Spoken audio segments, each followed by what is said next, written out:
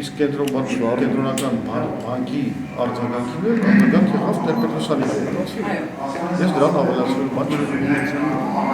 Այդ հայտարարությունը միանշանակ Իսկ դուք գիտեք Տեր-Պետրոսյանի որևէ ելույթ, որը ընդունվել է միանշանակ մեր հանրության կողմից։ Ես չեմ հիշում։ Այդ հայտարարության մեջ նաև այս ընտրական բարեփոխումների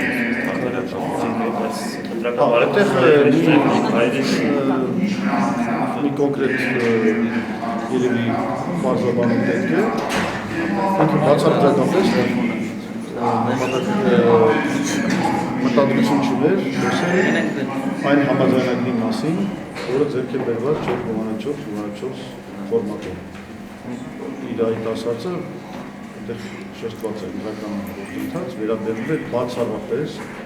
կենտրոնական ընտրական հանձնաժողովի այս վարկաբեկված կազմի նշանակմանը, ինչպես նաև Գյումրիում և Վանաձորում այն կեղտոտ ընտրությունների կոռուպտացված ընտրությունների անցկացման, որոնք չեն նպաստում ընտրությունների նկատմամբ վստահության բարձրացմանը։ Հիմա դուք խոսում եք բարձրաբանում, ասենք խորհրդարանական ընտրություններում, այդ հանձնության շրջանակներում հնարավոր լինի այս իրավիճակը շտկել, հա, դուք ունենալով եք ֆինանսել։ Ես չգիտեմ, եթե կան միամիտներ, ովքեր կարծում էին, որ համաձայնագիր ստորագրելով իշխանությունները այսօր դերել հրեշտակներ, որոնց միակ նպատակն է Հայաստանում ազատ եւ արդար ընտրությունների անցկացումը, ես այդ բոլոր միամիտներին այն ժամանակ էլ հիմա էլ պատրաստ եմ հիաստատեցնել։ Հիմա բան չի լինի։ Այդ համաձայնագրերը նրանք դարձնել ոչ թե որովհետև հրեշտակներ են։ Որովհետև գրեք, որ հրեշտակներ չեն։ Այլ դարձել են, որովհետև եղել է լուրջ քաղաքական աշխատանք եւ ճնշումներ։ Հանրության կողմից, հասարակության կողմից, միջազգային հանրության կողմից։ Մենք այս գործելագործը պետք է շարունակենք։ Ոչ մի քայլին մենք չենք կարող մտածել, որ այս քայլով արդեն ապահովում է ազատ եւ արդար ընտրությունները Հայաստանում։ Հակառակը, մենք պիտի հասկանանք, որ ազատ եւ արդար ընտրությունները անցկացնելու են Հայաստանում հակառակ իշխանությունների կամքին, որոնք ամեն իրենց գործողություններով դիմադրելու են։ Դա չի նշանակում, որ մենք չպիտի գնանք առաջ եւ չփորձենք այնուամենայնիվ քայլ առ քայլ պարտադրել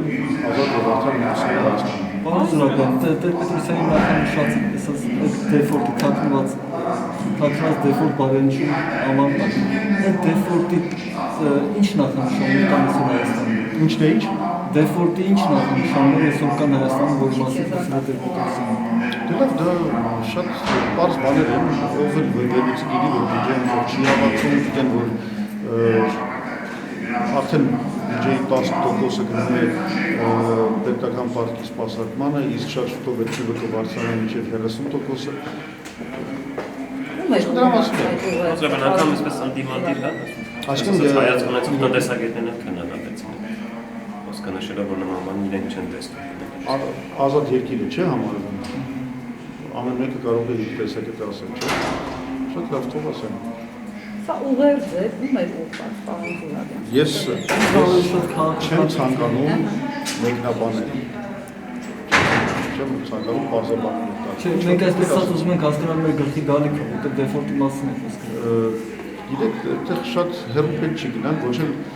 մասնագետների շատ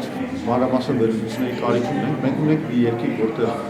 պետական պարտքը հասել է 6 միլիարդ դոլարի, 10 միլիարդ դոլարանոց հնայի պայմաններում, եւ այդ պարտքը շարունակում է աճել, զարգացման որևէ միտումներ չկան, ներդրումներ հնայի նկատմամբ հարաբերակցությունը գնալով անկում է ապրում եւ չի ավելանում, այսինքն չկա որևէ նախադրյալ, որը այդ դինամիկան կշրջել։ Իսկ սա նշանակում է, բոլորդ էլ հասկանում եք, որ սա ֆինանսական կլասիկ դասական բուրգի իրավիճակն է, երբ որ նման վիճակում կուտակվում է պարտքը, դա չի կարող անվերջ ընթանալ։ Ինչ որ պահից իրավիճակը պայթում է։